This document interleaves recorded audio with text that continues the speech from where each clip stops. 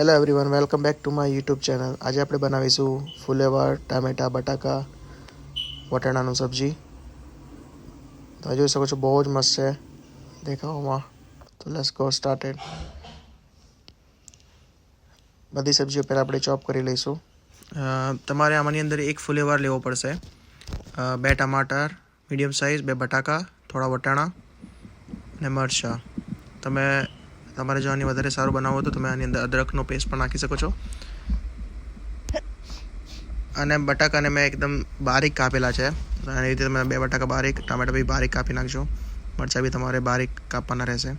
ફુલેવારને medium કાપવાનો રહેશે, બહુ વધારે નાનું નહીં કરવાનો. જો વધારે નાનો કરશો ને તો જ્યારે તમે બાફશો એને ત્યારે બહુ એ થઈ જાય છે, ઢીલો થઈ જાય છે. તો આપણે તેલ લઈશું એક પેનમાં, 1 ટીસ્પૂન રાઈ, અને એમાં આપણે થોડા મરચાં નાખીશું. તમારે અદરકનો પેસ્ટ નાખો તો બી નાખી શકો છો. પછી આપણે એની અંદર બટાકા નાખીશું, અને બટાકા નાખ્યા પછી આપણે એને 5 મિનિટ સુધી મીડિયમ આંચ પર આપણે એને થવા દઈશું. મીડિયમ આંચ પર 5 મિનિટ થવા દઈશું અને બરાબર મિક્સ કરી લઈશું. આપણે પહેલાં મિક્સ થઈ જાય પછી એને આપણે 5 મિનિટ રહેવા દેવાનું છે. એને આપણે ઢાંકી દઈશું. ઢાંકીને આપણે 5 મિનિટ રહેવા દઈશું. હવે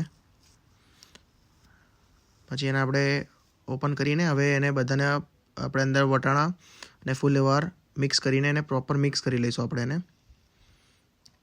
સારી રીતે એને મિક્સ કરી લેવાનું છે આપણે, જેનાથી બધું સારી રીતે બફાઈ જાય.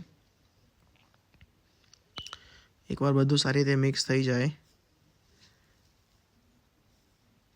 તો સારી રીતે બફાઈ પણ જશે.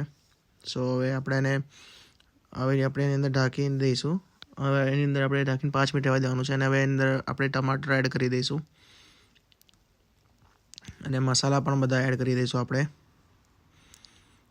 1 ટીસ્પૂન મીઠું તમારા સ્વાદ અનુસાર, હળદર, ગરમ મસાલો, મરચું બી આપણે એડ કરી દઈશું અંદર. મરચું બી તમારે સ્વાદ અનુસાર જ લેવાનું છે. હળદર બી 1 ટીસ્પૂન. હવે આપણે એને બરાબર હલાવીને એને મિક્સ કરી દઈશું. સો હવે આપણે બરાબર એને મિક્સ કરી દઈશું. હવે જોઈ શકો છો સારી રીતે મિક્સ થઈ ચૂક્યું છે. અને હવે આપણે પાછું 5 મિનિટ પાછું એને આપણે બફાવા દઈશું.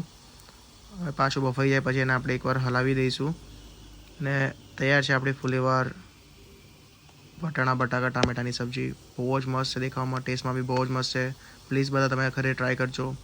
ટેસ્ટમાં બહુ જ મસ્ત છે સબ્જી. અને રોટલા